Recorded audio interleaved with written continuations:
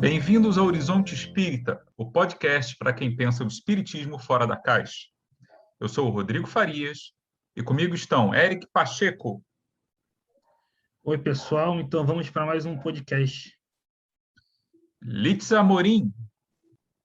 Oi, pessoal. Muito bom estar aqui de novo. E Érica Cristina. Oi, gente. Vamos juntos. Hoje nós vamos fazer um episódio um pouco diferente.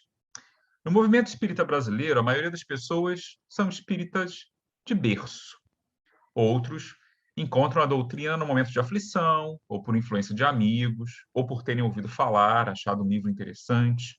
Uns se convencem pela razão, outros pela intuição, e alguns mais são atraídos pelo conforto emocional que encontram na doutrina. E essa jornada de cada um muitas vezes nos traz lições úteis sobre a vida e as diferentes formas de experimentar a espiritualidade. Assim, hoje a nossa conversa será um pouquinho mais intimista, pois vamos tratar de como cada um de nós, da equipe do Horizonte, descobriu o Espiritismo e passou a se relacionar com ele ao longo do tempo. Então, hoje, seremos só nós. A nossa primeira rodada será sobre o início, como cada um chegou ao Espiritismo, como foi o processo de descoberta. Então, quem gostaria de começar? O que é interessante é que eu nasci em uma família espírita. Eu tenho um registro de que o avô da minha avó já recebia jornais esotéricos. Então, a minha família materna tem uma tradição de espiritualidade heterodoxa, digamos assim. E a minha avó já participava do movimento espírita, minha avó materna, quer dizer, uma pessoa que nasceu no comecinho do século XX. Ela conheceu meu avô no movimento espírita e era uma pessoa bem engajada, fazia campanhas de arrecadação de alimento, doação. Minha avó trabalhava em centro espírita e a minha família foi seguindo essa tradição. Mas, curiosamente, eu considero que a minha família é relativamente conservadora. E eu mudei um pouquinho várias coisas na minha forma de ser espírita. Eu tenho lembrança de menina, ouvir palestra com os meus pais, naquela circunstância em que você senta a criança no banco assim, os pezinhos nem encostam no chão. Tenho lembrança de ler muito livro espírita quando criança. Os primeiros livros que eu li eram romances espíritas, lia com meu pai. Só que hoje eu sou uma espírita um pouco diferente deles, mas eu vou deixar para contar isso depois para vocês. Bom, então, a Lícia já abriu a conversa. Quem mais quer? Vamos começar por um rapaz, já que a dama iniciou. Comecemos pelo nosso outro representante aqui, do sexo masculino, nesta encarnação. Vamos lá, Eric, e você? Qual é a sua história? Também eu não fui criado em família espírita, família evangélica, né? Frequentei a igreja batista, também a igreja Assembleia de Deus, que é a igreja pentecostal. E eu cheguei ao espiritismo depois de ter passado por um período de mais ceticismo, ateísmo.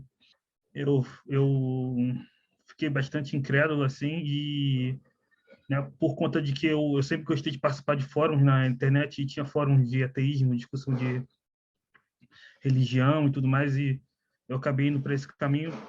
E depois, nesses mesmos fóruns, eu descobri o espiritismo e achei uma proposta mais racional do que a religião tradicional, né, que eu frequentava antes.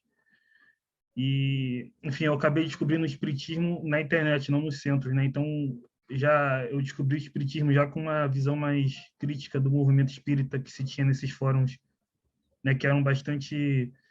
Me lembro que eu conheci pelo NEFCA, que era um fórum que existia, nem existe mais, e era bastante anti-FEB, anti-movimento espírita, assim.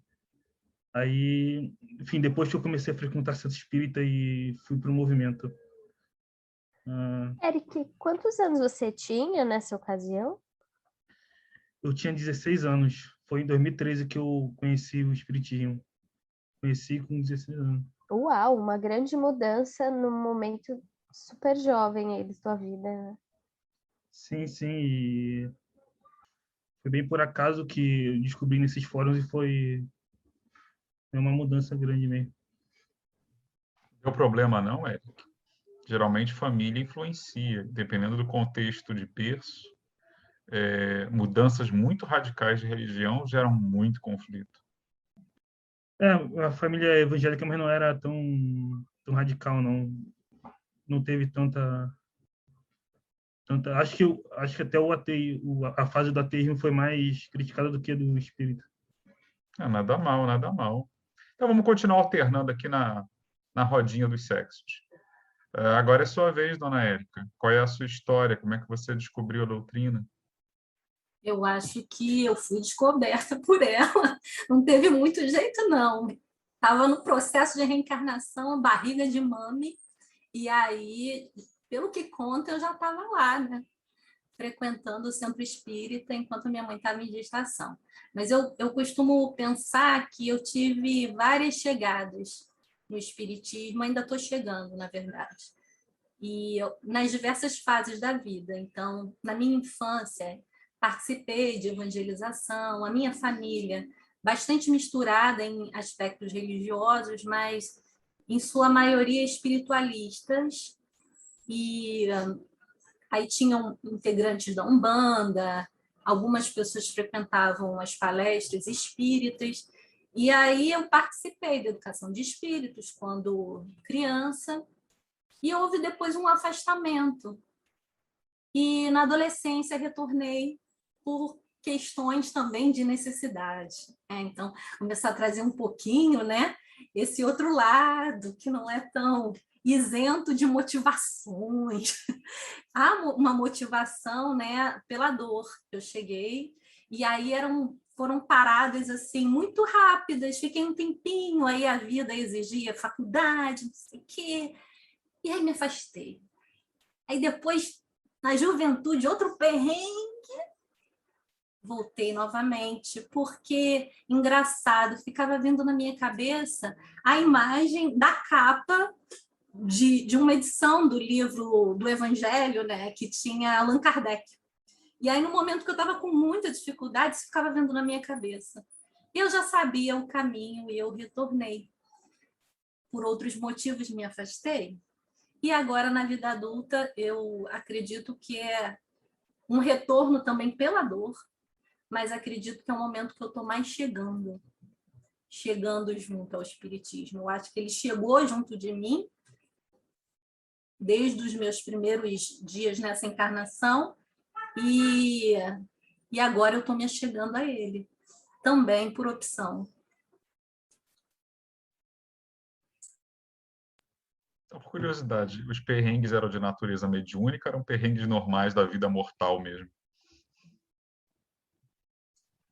Olha, eram perrengues de fundo emocional, de fundo existencial, e aí não tem muito como você separar até que ponto há essa influenciação. O fato é que estar no ambiente espírita, estar numa casa séria, isso sempre me trazia melhoramentos. E só que demora um pouco a cair a ficha e você aceitar ter, né, com regularidade atividades junto, né, a doutrina, no meu caso, né, pelo menos, embora era um lugar que eu mais me sentia bem, que eu mais me sentia à vontade, em termos religiosos, né, um centro espírita. Então, foi dessa maneira, Rodrigo. Bom, já que foram Litza, Eric e Érica, resto eu. Serei bem breve. Não foi pela dor, também não diria que foi pelo amor, foi pela curiosidade. Quando eu estava na terceira série primária, né, hoje é quarto ano, alguém tinha largado no lixo da minha sala de aula um jornalzinho, um daqueles anúnciozinhos que parecem um jornalzinho de uma editora. E estava dentro de um plástico, né? Então o garoto tirou da lixeira, levou para a professora distribuiu. Eram propaganda de vários livros, né? e tinha um cupomzinho de reembolso postal que você podia pedir os livros e não precisava de selo, que é um perigo quando você dá na mão de uma criança, né? E aí eu comecei a encomendar livros que meu pai gentilmente pagava, mesmo sem ser avisado previamente que eu tinha encomendado. E eu comecei a ler sobre coisas ligadas à paranormalidade, ufologia, essas coisas todas ao lá Arquivo X, né? Mas assim, eu não conhecia o espiritismo, descobri o espiritismo anos depois, quando eu já tinha esse tipo de interesse pelo misterioso, ouvindo um programa de rádio, na Rádio Imprensa aqui do Rio de Janeiro. Eu estava fazendo dever de casa na 7ª série, em 91, eu tinha 12 anos. E tinha um rádiozinho em cima da mesa, né, que eu ficava ouvindo música. E aí, passando o rádio, eu ouvi alguém falar sobre vampiros. Claro que eu parei para ouvir. E era um programa da Sociedade Espírita Ramatiz, que é um centro um tanto heterodoxo, né, do ponto de vista do espiritismo febiano tradicional, mas que tinha um programa de rádio de 1 hora em que o presidente do centro, né, que também era vidente, etc., e médium e tal, ele respondia perguntas dos ouvintes, as cartas que as pessoas mandavam. Então, eu passei a ouvir, né, toda segunda-feira, 8 da noite, eu ouvia aquilo, e aí, gradualmente, aquilo ajudou a dar ordem num monte de coisas que eu conhecia e já acreditava, mas de maneira desconexa. Então, eu acreditava em reencarnação, mas não tinha uma ideia muito clara de como funcionava, né? Então, eu já estava meio predisposto naturalmente à ideia e fui aprendendo o beabá do espiritismo ouvindo esse programa de rádio. Entre essa descoberta em 91 e eu pisar no centro espírita pela primeira vez, foram pelo menos 3 anos, que foi justamente o centro que financiava o programa, né, a Sociedade Espírita Ramatiz, na Tijuca. Eu fui com um amigo que conhecia, né, e aí eu passei a frequentar as palestras de sábado de manhã, né. Lá eles têm um ciclo fixo de palestras, né, são 24 temas que se repetem. A Ramatiz tem uma estrutura diferente de um centro tradicional, muito focado em tratamento espiritual padronizado. Eu costumo dizer que é tratamento espiritual em linha de montagem, né? Tem tantas sessões disso, depois tantas sessões daquilo e tal. Eu não estava interessado no tratamento, eu estava interessado no conhecimento. Eu ia só às palestras e depois eu e os meus amigos que íamos, eram 2. A gente ficou amigo dos expositores, eram expositores fixos por dia. Então, depois da palestra, a gente ficava enchendo o saco deles com várias perguntas, querendo saber mais. Tipo, a palestra acabava 11 horas, a gente fechava o centro com eles por volta de meio-dia, querendo saber mais, e foi assim. Depois disso, mas eu nunca cheguei a ser parte do centro, de verdade. Isso aconteceu muitos anos depois. Depois eu visitei outros, etc. Mas eu só me tornei trabalhador espírita mesmo em 2005, bem depois, mais de uma década depois, no centro onde eu conheci a Érica, por sinal, somos colegas de instituição. E aí sim foi pela dor, né? Eu tive um momento de crise na vida e passei a frequentar o de uma amiga minha, né? Que era meio longe, meio contramão da minha casa. E aí ela falou do CEOI, né? E Centro de Educação e Orientação Espírita de Jesus Gonçalves, que é o meu centro hoje, que era perto da minha casa, dava para ir caminhando. Eu andei a rua inteira do centro 2 vezes sem conseguir achar onde ele era, né? O que falta faz uma placa decente, visível, dizendo do que se trata. Naquele ano não tinha. Então, senhores presidente de centro, cuidado com a sinalização, por favor. Mas depois eu consegui achar, passei a frequentar. Um belo dia me chamaram para ajudar a cuidar da livraria e daí a coisa foi. Mas teve um outro contato com o movimento que foi fundamental até antes disso, que foi, como no caso do Eric, achar fóruns de internet, as boas e velhas listas de discussão, né? Hoje em dia o pessoal trocou por rede social, mas antigamente havia listas de discussão por e-mail. Olha, vejam. E foi ali que eu entrei em contato com espíritas de todos os tipos. Eu descobri que havia mais de um tipo, que havia vários correntes que podiam brigar pra caramba entre si, e discordar tremendamente, mas foi assim, o que eu considero a minha verdadeira primeira universidade, né? Foi esse tipo de fórum de debate. E ainda hoje, eu acho que aquilo me formou mais do que qualquer outra coisa. Então foi assim que foi meus primeiros contatos, né, com o espiritismo em diversos canais. Você tinha quantos anos, Rodrigo, na época da rádio, que você conhece mesmo o espiritismo? 12 anos. Nossa, Deve ter sido fins de 1991. um menino de 12 anos ouvindo rádio espírita. A verdade, a rádio era de aluguel, só o programa que era espírita. Eu gostava de ouvir música clássica e a Antena 1 FM, que era aquela rádio de músicas velhas. E eu devo ter passado por uma e outra, né? O dial, a estação da rádio ficava ali no meio, e foi assim, um acaso feliz. Se eu tivesse passado 10 segundos antes ou 10 segundos depois, eu não teria ouvido a palavra vampiro, que foi o que chamou a minha atenção. Teria passado batido, jamais saberia que aquele programa existia, eu nem sabia o que era um programa, eu nem tinha uma ideia precisa do que era espiritismo. Sabia do Chico Xavier, ponto, mas também muito vagamente. Não tinha internet naquela época.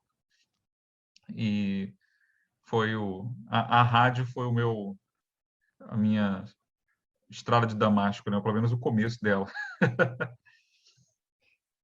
É muito interessante, né? A gente que trabalha com educação vê que tem algumas crianças já com tendências filosóficas mais pronunciadas, né? Eu acho que você era uma delas. E o Eric também, né? Imagina, com 16 anos, com uma mudança religiosa bastante pronunciada. Elitza, só aproveitando aí que você falou em relação ao nosso querido amigo Rodrigo, sabe que a espiritualidade não dá mole, não. Captou ele pelo rádio e agora, ó, tá aqui, na missão, no trabalho, via podcast. Agora eu faço programa de rádio, de certa maneira, né? Não tinha pensado, não tinha me dado conta desse ciclo, né? Esse círculo, perdão, que já faz sentido. Faz sentido. Quem sabe o podcast não pode ter a mesma função para alguém, né? Nunca se sabe. Legal. Gostei disso. Vou falar mais em vampiros aqui também para chamar a atenção, né? Vampiros, zumbi, lobisomem, atrair a galera. Muito bom. Usar cultura pop. Tá aí. Boa ideia.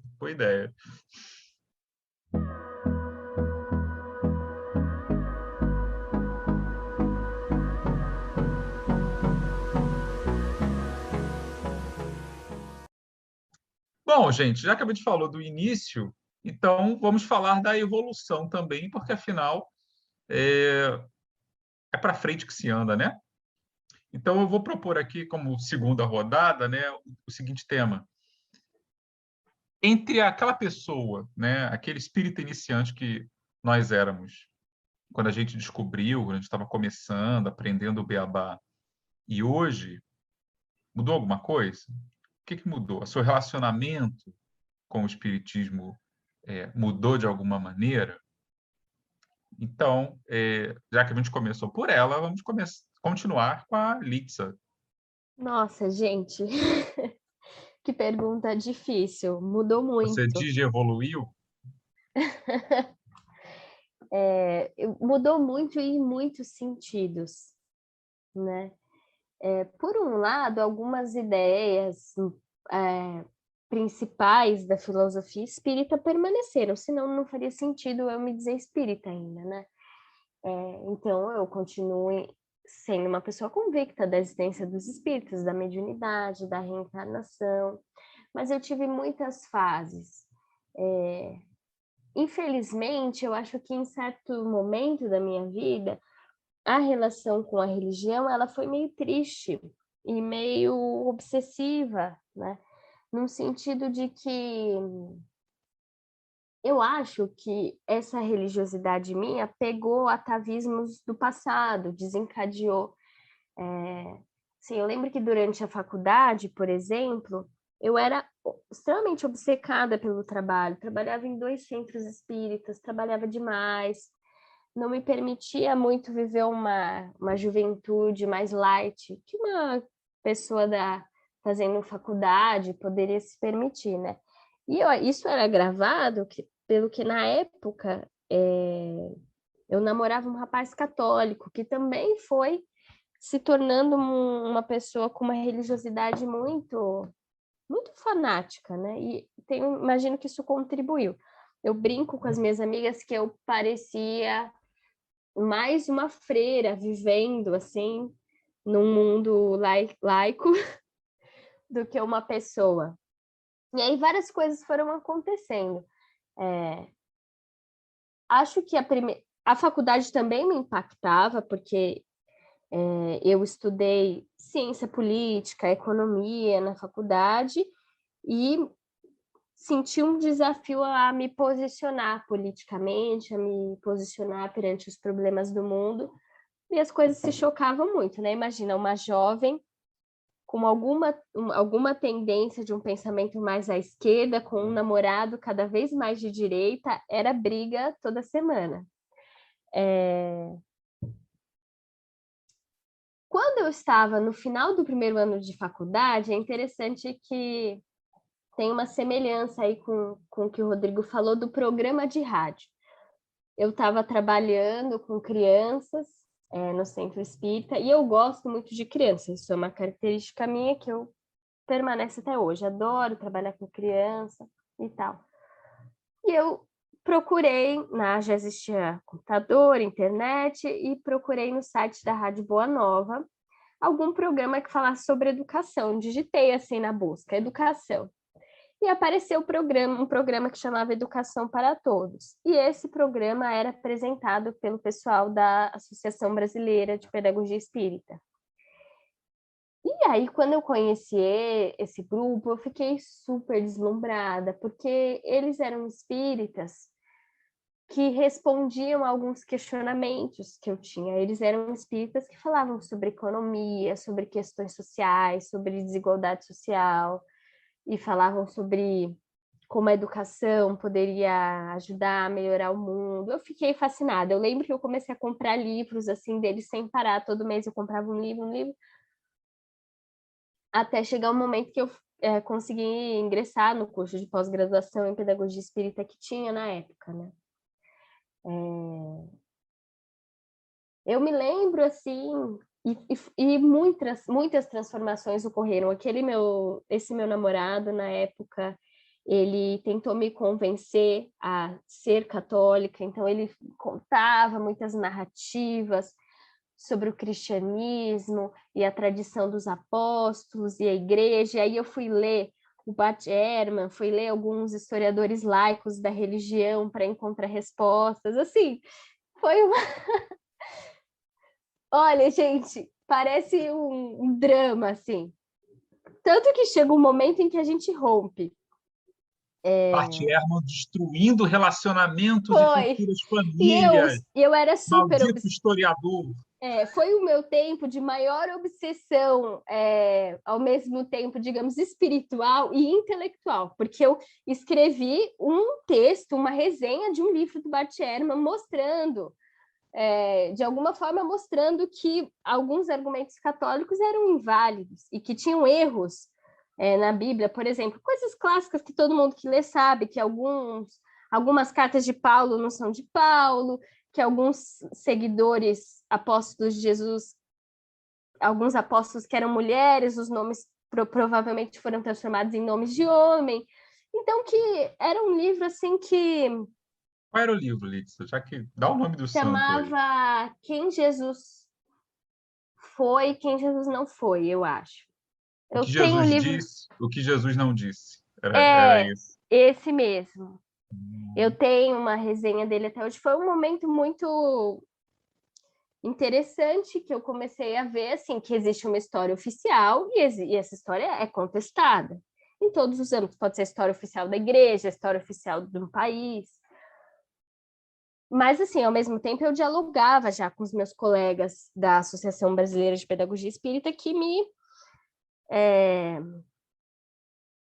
que trocavam ideias, impressões comigo. Eu fiz uma outra leitura que foi fundamental, que foi de um professor da USP, G. Lawande, que ele orientou uma dissertação de mestrado de um cara fazendo uma crítica da Opus Dei, mostrando como a Opus Dei, que é um agrupamento católico, funcionava no estilo Herbalife, e tinha um discurso, em certo sentido, hipócrita. E eu lembro de ler aquilo numas férias, assim, li obsessivamente, tentando achar uma resposta, enfim. Quando eu entrei no mestrado, o relacionamento acabou, já não dava mais para conciliar, assim, aquela pessoa que na época era meu namorado, ele tinha virado um católico que ia na missa em latim. E aí, quando eu entrei no mestrado, eu consegui definir uma posição política, né? Uma pessoa bastante crítica do sistema, me tornei uma pessoa bastante crítica do sistema capitalista. Até hoje, acho que eu me considero uma socialista utópica, né? Mas outras coisas mudaram também. Eu acho que a minha forma de ser espírita foi se tornando mais branda. Eu me permiti, assim, um estilo de ser mais humanizado, me permiti viver um pouco mais a minha juventude, mas outros dois fatos foram importantes. Um foi, aliás, três, né? O primeiro foi isso que eu falei, eu acho que eu consegui definir a minha personalidade em termos de posicionamento político. Isso me deu muito mais paz de espírito, era uma questão que eu queria resolver na minha vida, e eu continuo sempre aprendendo, sempre aberta a ouvir novos argumentos, mas me sinto mais firme nas minhas ideias, né? Depois, a descoberta da psicanálise, eu sou uma admiradora da psicanálise, principalmente da do Winnicott, que eu procuro sempre pensar diálogos com a minha visão de mundo, com a visão espírita, e o próprio ingresso na prática mediúnica, né?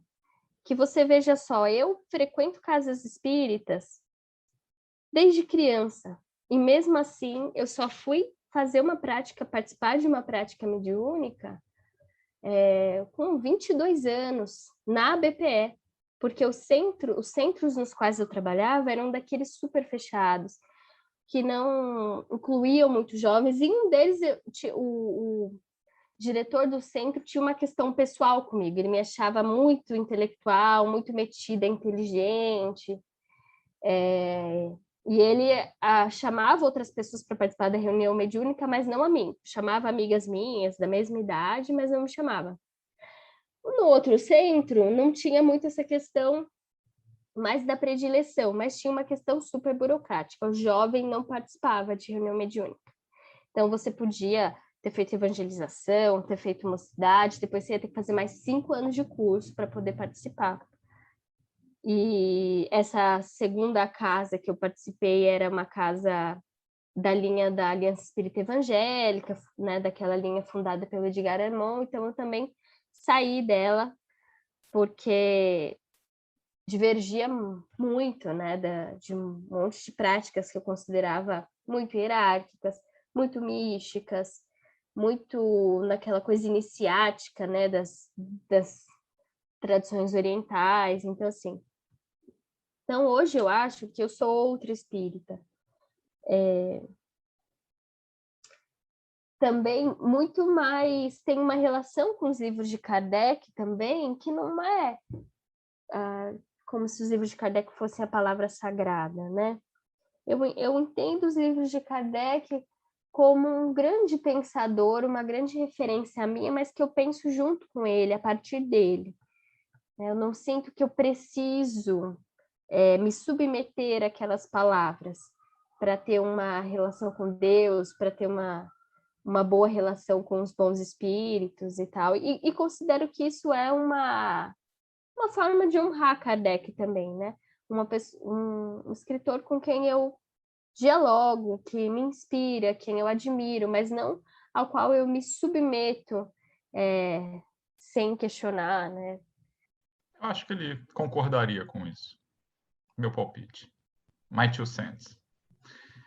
Bom, então, seguindo a nossa ordem, a Lídia contou como ela digievoluiu. Digievoluiu é muito anos 90, né? Início de 2000. Acho que a galera não sabe mais o que é Digimon, que por sua vez era um plágio descarado de Pokémon. Pokémon ainda está por aí, Digimon sumiu. É prova de que sempre fiquem com o original, pessoal. Então vamos passar para o nosso Eric. E você, Eric, como é que você evoluiu? Bom, se você começou menino, você não é tão idoso assim. Como é que foi essa menos de uma década, né? Você está com 22, 23? Como é que foi a sua trajetória até aqui? Cara, eu acho que, bem, como eu falei, eu conheci nesses fóruns onde não era mais o pensamento padrão do movimento espírita, né? Já era um movimento bem crítico já era um pensamento bem crítico do movimento. E então já comecei nesse espírito assim, né? Eu acho que mudou depois até num sentido de me tornar menos radical, vamos dizer assim, eu era bastante crítico do movimento espírita brasileiro, até de maneira bem rude às vezes, e depois que eu fui participar do movimento espírita, eu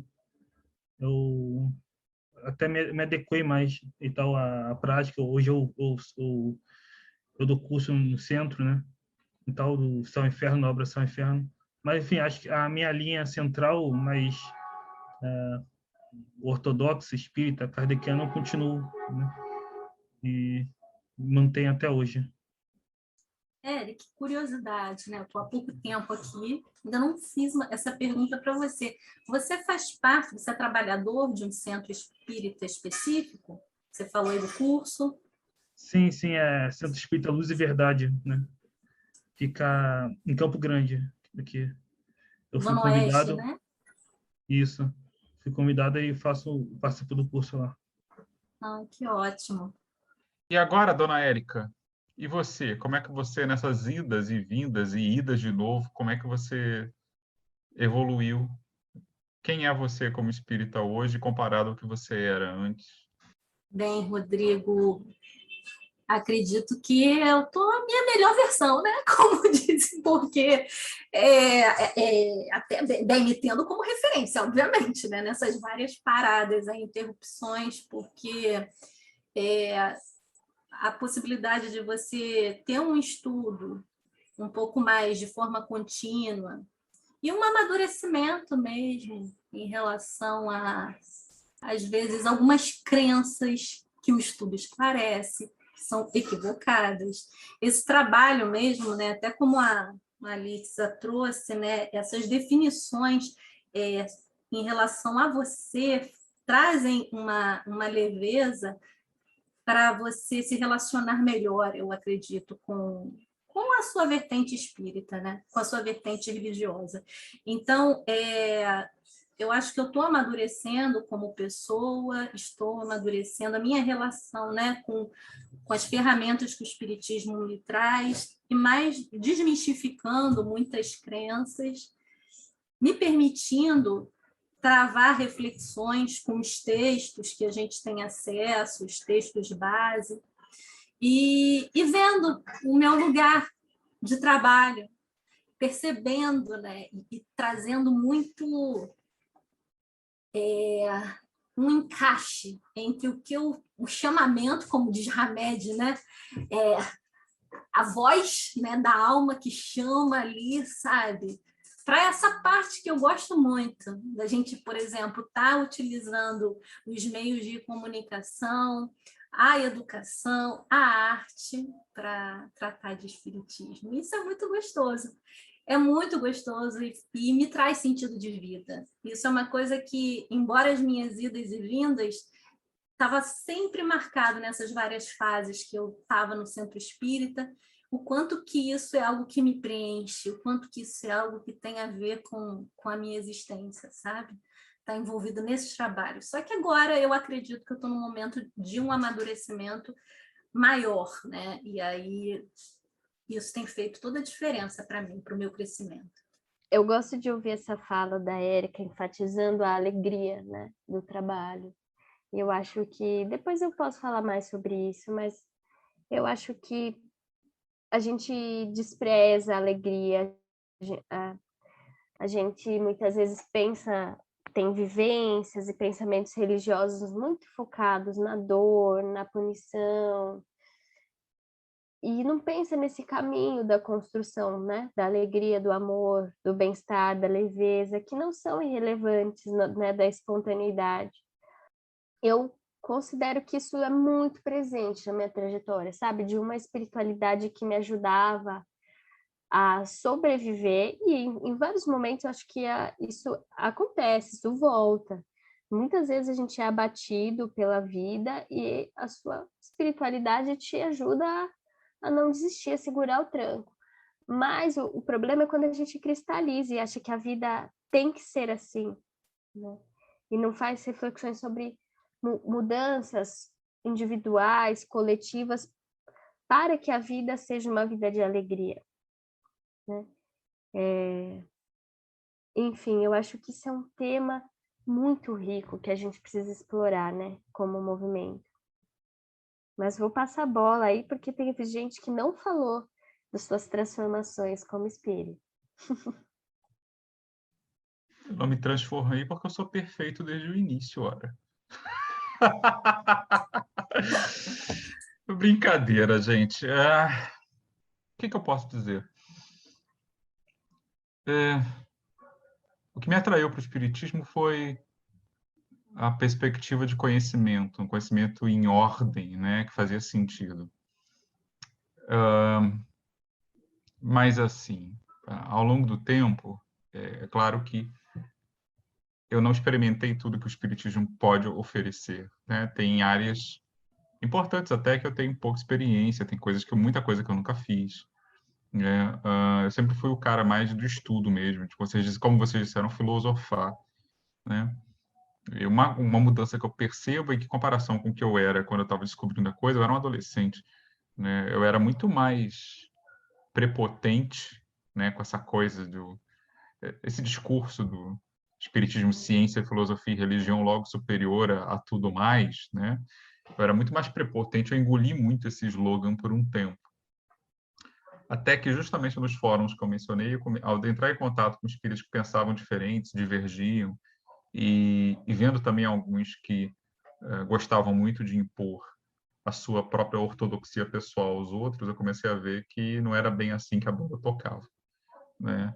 Que havia um espaço para incerteza, havia um espaço para investigação e, sobretudo, havia um espaço para humildade, para aprender coisas, né? Que não era apenas de ler livros, de ouvir palestras, etc., por mais que você confiasse na fonte, etc.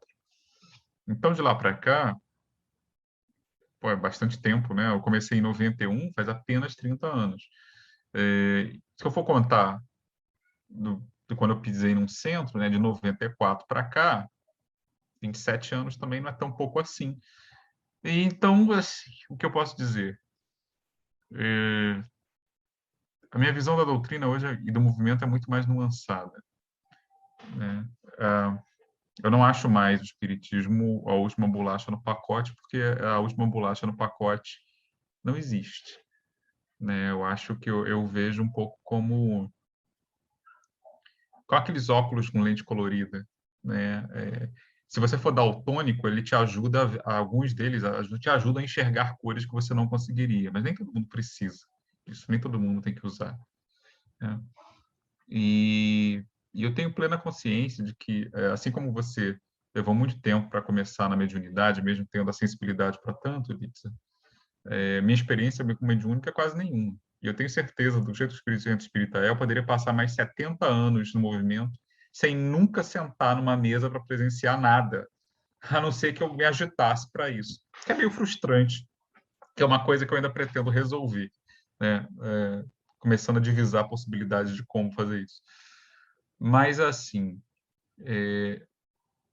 eu gosto muito das coisas que o Espiritismo me oferece, mas, ao mesmo tempo, eu estou muito mais consciente do que eu era dos limites que ele tem, seja como doutrina, seja mais ainda, especialmente, como movimento, né, dos pontos cegos, etc., que também são os meus, né? Alguns eu, pelo menos, já tenho consciência deles, outros nem tanto.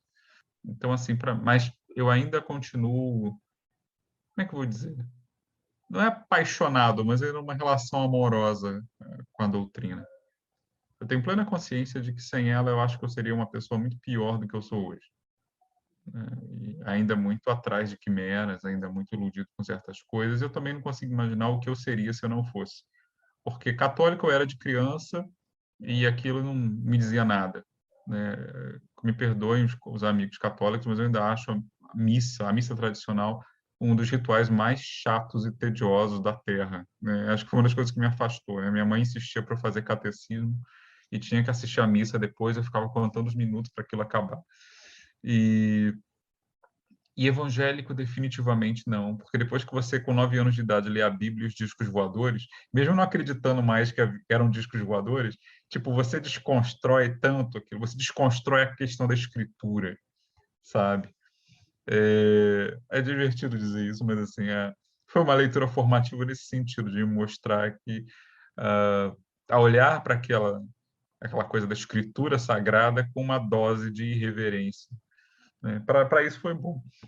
Por isso que eu tenho uma certa alergia ao pessoal que se apega demais a textos. Seja Kardec, seja a Bíblia, seja qualquer outro livro semelhante, né? Eu acredito numa dialética com o texto. Você faz perguntas, ele te oferece algumas respostas, mas não são respostas definitivas. Depois você, de repente, percebe uma nuance ali, você percebe alguma outra coisa nas entrelinhas que você não tinha enxergado, e é assim, né? E também não tem texto perfeito, né? De repente você pode desenvolver uma relação assim até com a lista telefônica, mas o importante é mais fácil talvez com o Livro dos Espíritos para mim do que seria com qualquer outro livro. Mas tem gente que faz isso até com literatura. Enfim, então assim a minha percepção em suma é isso. Eu sou mais aberto e eu acho que mais humilde, embora eu ainda tenha meus momentos de prepotência, mas eu ainda sou mais humilde intelectualmente do que eu era naquele tempo. Eu não me meto mais nas discussões com gente de outras religiões para ver quem ganha, para quem prova que a sua doutrina é melhor. Você falou do seu namorado católico. Um dos primeiros fóruns que eu participei na vida, quando eu estava descobrindo a internet, era um fórum interreligioso, em que as pessoas ficavam discutindo muito, né? E tinha um garoto católico que era... Quer dizer, ele devia ser jovem também, mas devia regular pela minha idade. Eu não lembro mais o nome dele. Cledson, uma coisa assim. E do Nordeste. E a gente ficava em altas disputas por meses, aquelas réplicas e tréplicas infinitas, né? E assim como você, eu também ia atrás de literatura para desconstruir os dogmas dele, e ele, por sua vez, pegava aquele monte de apologista católico para contra-atacar as crenças espíritas, e foi divertido, foi educativo, mas eu não sei se foi produtivo espiritualmente.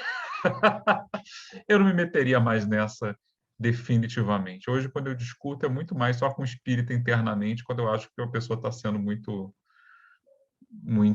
prepotente no que diz, né? Eu gosto de levantar questões, mas assim, não daquela forma, definitivamente.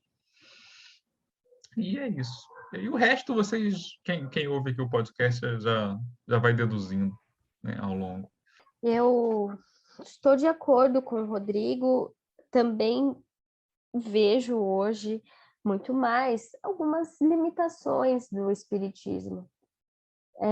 E acredito que a nossa relação, a nossa espiritualidade, a nossa forma de estar no mundo em relação com o além da matéria, ela não precisa de todas as respostas. Ela não precisa ser uma relação pretensiosa, como pretensão positivista, ou a pretensão tradicional das religiões de explicar tudo, de não haver mais dúvida, né?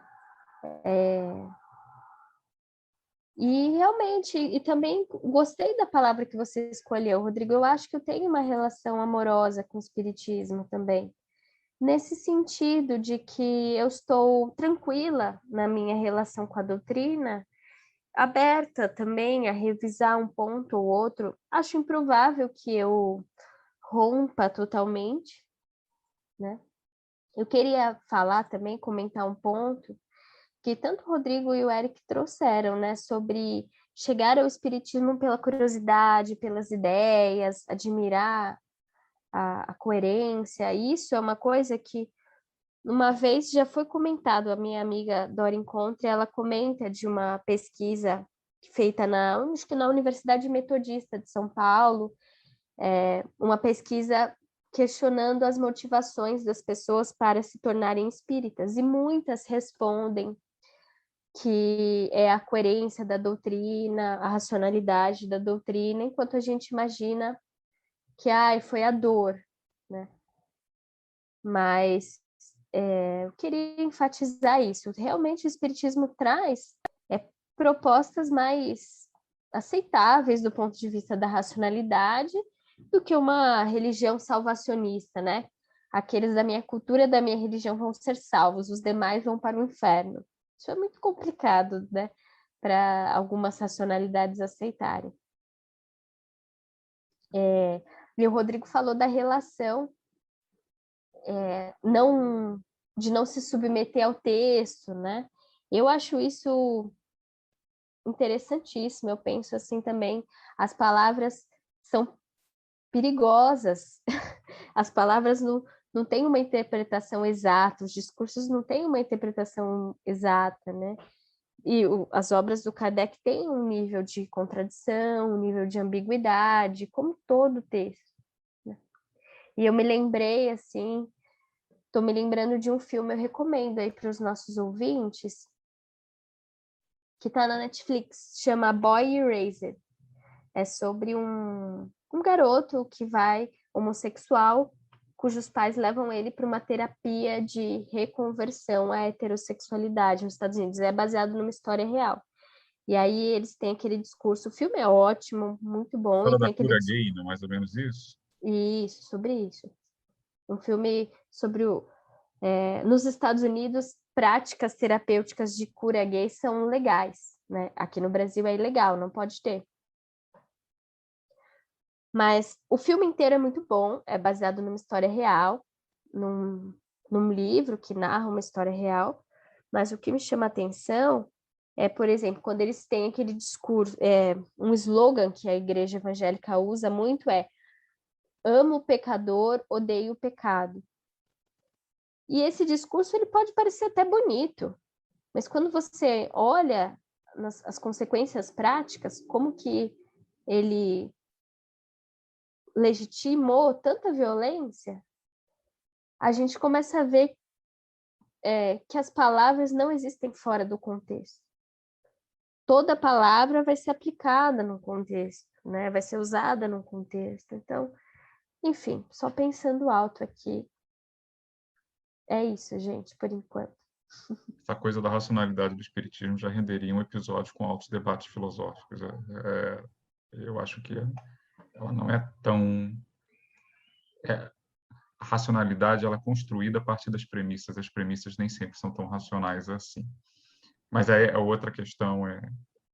Mas acho um ponto interessante para debater num outro momento. Tipo, vamos tomar nota disso para debates futuros.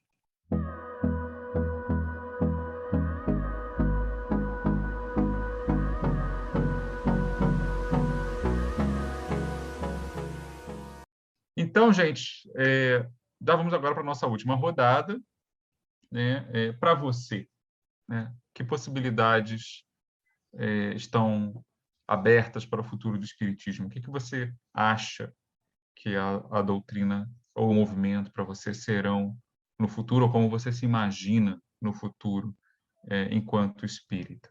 Eu vou dar uma pequena invertida aqui na ordem da rodada, por questões de força maior, e vou começar com a nossa Érica, que vocês não podem ver, vocês só podem ouvir, mas ela está com um lindo fundo de flores impressionistas que parecem muito hibiscos, que combinam muito bem com o tom de alegria que ela está dando as respostas, caso vocês não tenham reparado.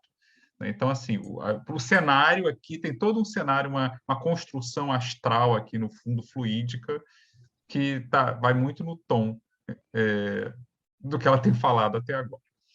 Dito isso, passo a palavra. Eu acredito que o futuro, né, do espiritismo ele é tão diverso e amplo quanto a gente teve uma amostra aqui das respostas.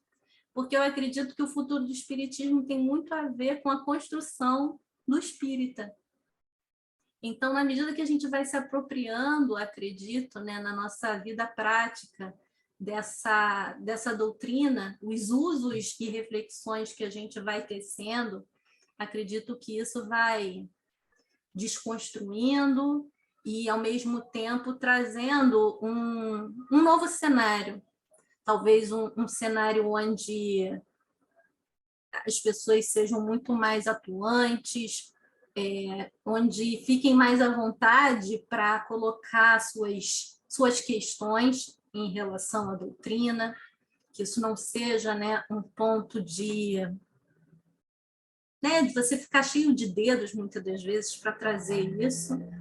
Então, acho que, como eu falei anteriormente, que a arte, ela também tende a trazer um aspecto mais lúdico para a doutrina, e justamente pegando, né, como o Rodrigo falou, algumas premissas que nem sempre são tão racionais. Então, você consegue, através da arte, trabalhar com premissas emocionais, com coisas que não são ditas, com materiais, né, que a pessoa traz dentro de si e que, às vezes, através da arte, você consegue estimular insights, que faz toda a diferença, né, em relação ao conteúdo que a doutrina traz para a gente.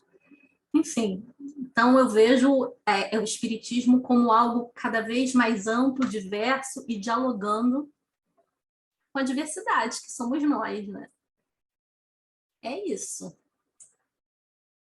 Então, diga lá, Eric, não ouvimos a sua voz há muito tempo. Como eu imagino o futuro, né, tanto minha atuação quanto no movimento espírita, né? Vendo algumas questões de como está o movimento atual, né? Eu queria mencionar aqui uma pesquisa tanto do Ivan Franzolin quanto do Leandro Blanquer, que ele fez uma pesquisa sobre o perfil sociodemográfico dos espíritas, né? E vendo como o movimento espírita anda, eu até estava conversando com ele, e o movimento espírita é cada vez mais envelhecido, né? E não se renova nos centros espíritas tradicionais, né? Então, eu imagino que talvez o futuro mesmo do espiritismo e do que eu quero fazer é na internet, né? Que a gente está fazendo aqui, né? Tanto produção de conteúdo quanto até eu queria, como o Rodrigo falou, ele pretende fazer um grupo a trabalhar com mediunidade. Eu também nunca trabalhei, né?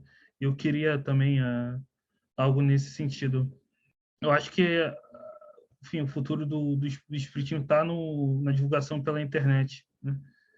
E também acho que as mudanças que vai favorecer o futuro do espiritismo é o trabalho também nas pesquisas em universidades, né? Que, enfim, eu sempre tive a proposta de divulgar pesquisas acadêmicas. No meu canal eu faço bastante isso. Acho que esses dois meios aí, a internet, que, enfim, a internet é bastante democrática, dá oportunidade a todos, né? Se não tivesse internet, eu não estaria falando, né? Não teria voz antigamente, porque eu não sou acadêmico, não estava na mídia tradicional. Então, a internet possibilitou pessoas que não teriam voz antes a falar e colocar sua opinião também. Então, acho que e não tem as limitações das instituições tradicionais, né? Então, acho que a internet é o futuro do espiritismo, né? É uma boa. A internet é o futuro do espiritismo. É interessante. Acho que é o futuro de muitas coisas, inclusive. Mas o espiritismo também. Acho que ajuda muito. Não, achei interessante, né? O quanto que também, mais uma vez, né, a questão do Eric, foi fisgado, né, Eric, pela internet para se tornar espírita, e aí se apropria também desse meio como uma forma de desenvolver o seu trabalho, né, na doutrina, a ponto de ver né, isso como o futuro mesmo do espiritismo, né? E é interessante como a gente vem sendo, de alguma maneira, né, minha visão um pouco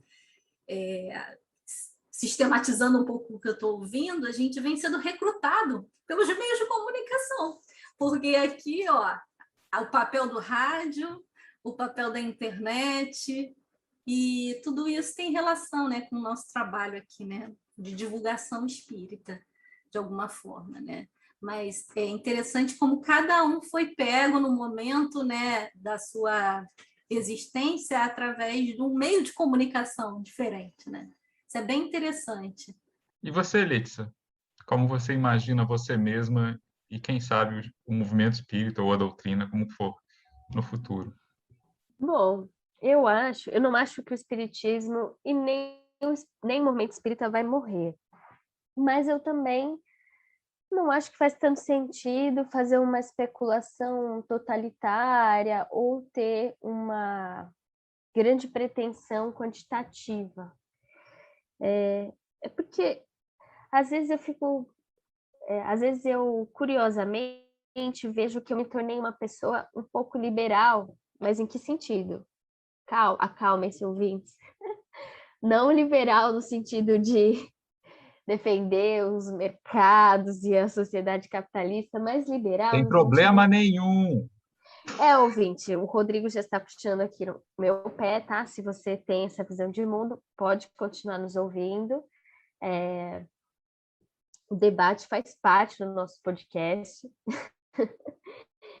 Mas o que eu acredito, quando eu digo que eu, em certo sentido, sou um pouco liberal, é que eu acredito que é saudável que as pessoas possam seguir seus caminhos. É saudável que a gente estimule a criatividade, a singularidade. Então, eu penso assim, né? O Rodrigo trouxe essa questão dos debates. Antigamente eu fazia debates com evangélicos, hoje eu não faço mais. Foi produtivo espiritualmente? Não foi. Eu acho que alguns debates são interessantes em alguns momentos da nossa vida. Depois de um tempo eles deixam de fazer sentido. Assim como alguns projetos e objetivos são interessantes, relevantes em algum momento da nossa vida e deixam de fazer sentido em outro. Então, por exemplo, aqui eu faço várias críticas a aspectos dos centros espíritas. Eu não faço mais parte de centro espírita e eu não acredito mais num espiritismo despolitizado, num espiritismo que não assume uma proposta de combate à desigualdade social, de promoção dos direitos humanos.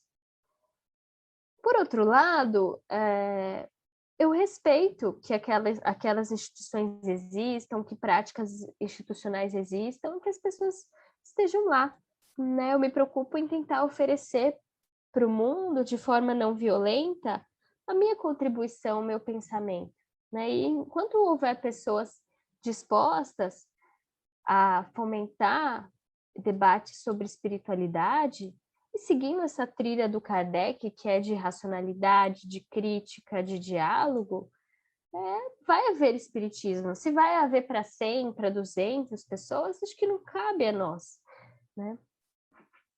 Eu acho que chega um momento, e o Herculano Pires falava sobre isso, para não termos complexo de Deus, né? De achar que a gente pode controlar tudo. Mas falando agora sobre o futuro do espiritismo para mim, então o conceito, a vivência espírita, eu enfatizaria isso, sabe? Acredito que grandes espíritos têm grandes missões humanitárias e acredito que a dor faz parte da vida de todos nós, não dá para fugir da dor, mas eu acho que a gente precisa ir além da justificação da dor e do sofrimento e chegar na construção da alegria. E há um outro lado também que eu vejo que o espiritismo abriu para mim a trilha da educação, a trilha do prazer de aprender, do prazer de refletir, de ter uma espiritualidade em permanente construção. Então, eu acredito que o futuro do espiritismo para mim é esse, é a continuidade desse movimento contínuo. Isso para mim é evolução, né? É se repensar, é abrir, sem medo da mudança, mas também tentando trabalhar as coisas para que eu tenha uma identidade ética, solidária, que preserve aqueles valores que nós acreditamos que são universais. Legal, Litsa. Bom, quanto a mim, como espírito, o que eu consigo imaginar no futuro são duas coisas. Uma, conseguir tornar o espiritismo um objeto de interesse acadêmico, porque até hoje eu sempre separei as duas coisas. E mais recentemente eu tenho tentado ver o espiritismo para além de uma fé pessoal, mas também como objeto de pesquisa acadêmica minha, né? Não exatamente o espiritismo, mas pelo menos o espiritualismo, já que minha especialidade é a história dos Estados Unidos, então é mais fácil começar por ali. Então a minha relação ganhou esse aspecto que antes não tinha. E a outra coisa é que eu realmente, mas eu ainda é só uma ideia, mais um desejo que um projeto. Eu queria conhecer alguns outros aspectos que não fossem puramente teóricos, no sentido da questão da mediunidade mesmo. Não que eu seja, mas assim, é uma coisa que eu queria ter uma relação mais próxima com essa parte. Porque para mim sempre foi uma coisa, quando eu falo de caixa preta, eu falo também minha própria experiência com o fenômeno, né? Sempre cercado de médiums, mas nunca tendo acesso ao estudo disso por uma via mais prática, né? Apenas teórica, né? Enfim, é um desejo, mas, como eu disse, não exatamente um projeto ou plano formado, mas é uma coisa, uma experiência que eu gostaria de explorar. E quanto ao movimento, eu diria o seguinte: se, como o Eric falou, o caminho para o espiritismo, para o movimento espírita, for mesmo, sobretudo, não o único, mas for a internet, eu acho que o espiritismo tem duas possibilidades aí. A uma é a pessimista, né? É a gente ficar insistindo que nós somos a cereja do bolo, a terceira revelação, na religião racional, a ciência que dialoga com a ciência, mas não precisa da ciência, não precisa do reconhecimento da ciência, essas coisas que a gente repete sem ter muita noção do que estamos dizendo, e se manter, enfim, agarrado às tradições e acabar se tornando um movimento de pessoas velhinhas, desatualizadas, perder o bonde da modernidade. Ou nós podemos, justamente sendo desafiados pelos questionamentos, desafiados pelas contestações que a gente enfrenta muitas vezes dentro das nossas próprias fileiras. Ah, é ciência, cadê a ciência? É filosofia, dialoga com quem? É religião ou não é? Por que é ou deixa de ser? Né? Que são essas coisas. A cultura do fórum de discussão se tornou um meio de interação bastante intenso, né? Acho eu, mais do que na época que eu comecei, 20 e tantos anos atrás. E eu acho que isso se reflete já no mundo real. Isso se reflete, às vezes, de vias tortas, né? Pelas controvérsias. A Gênese foi ou não adulterada? Mas aí pesquisas que surgem também pela internet respondem essas mesmas perguntas, né? Spoiler, ao que tudo indica, não foi. Tá? Até segundo novas evidências, essa polêmica está superada. Mas foi uma coisa que surgiu na internet, chegou no mundo real, causou consequências, inclusive, no mercado editorial. Outra, por exemplo, para citar um movimento bem recente, foi aquela manifestação do manifesto, né, a publicação do Manifesto dos Espíritas Progressistas, que é uma coisa que começou, pelo menos ganhou visibilidade maior em rede social, mas agora já se manifesta no mundo real, digamos assim, fora das redes também, em grupos, coletivos, publicações. Então, assim, antes a gente falava muito do mundo virtual e do mundo real. O mundo virtual e o real não são separados, eles são, como a política tem demonstrado isso, mas a cultura também e, claro, a religião também. E acho que o movimento espírita é isso, a gente tem uma grande chance de amadurecermos para além dos nossos clichês antigos e, para usar uma expressão de um autor que eu não gosto muito dele, mas acho o conceito útil, sermos antifrágeis, aquelas substâncias que, quando sujeitas a estresse, elas se aperfeiçoam, né? Elas se tornam mais resistentes, se tornam mais fortes, de nos temperarmos nessas contestações e no diálogo com ideias, grupos, movimentos que antes a gente não tinha claramente. e explorarmos a riqueza que surge daí. Então, acho que o movimento espírita tem tudo para ser, daqui a 20 anos, sei lá, muito mais interessante do que ele tem sido até hoje. Talvez o preço disso seja a fragmentação, porque na internet também o outro preço de você ter tantas frentes, né, de atuação é uma fragmentação maior. Mas eu acho que ele vai ser diferente. E, pelo menos em alguns aspectos, vai ser melhor. Eu quero crer. E eu acho que a gente, humildemente, tem ajudado nisso. Porque a gente também, nesse trabalho de comunicação, né, por menor que seja a nossa audiência, nós não temos aí a audiência dos grandes canais definitivamente, mas a gente ajuda a difundir essa variedade, ajuda a difundir esses debates, a gente tenta apresentar outras visões que, de repente, não são tão fáceis de encontrar numa instituição mais convencional, na tribuna do palestrante, coisas assim. Então, acho que a gente está sendo parte de um movimento maior, e eu quero crer que a espiritualidade superior também tem parte nisso, porque não tem como eles não verem esse movimento que já está patente, né?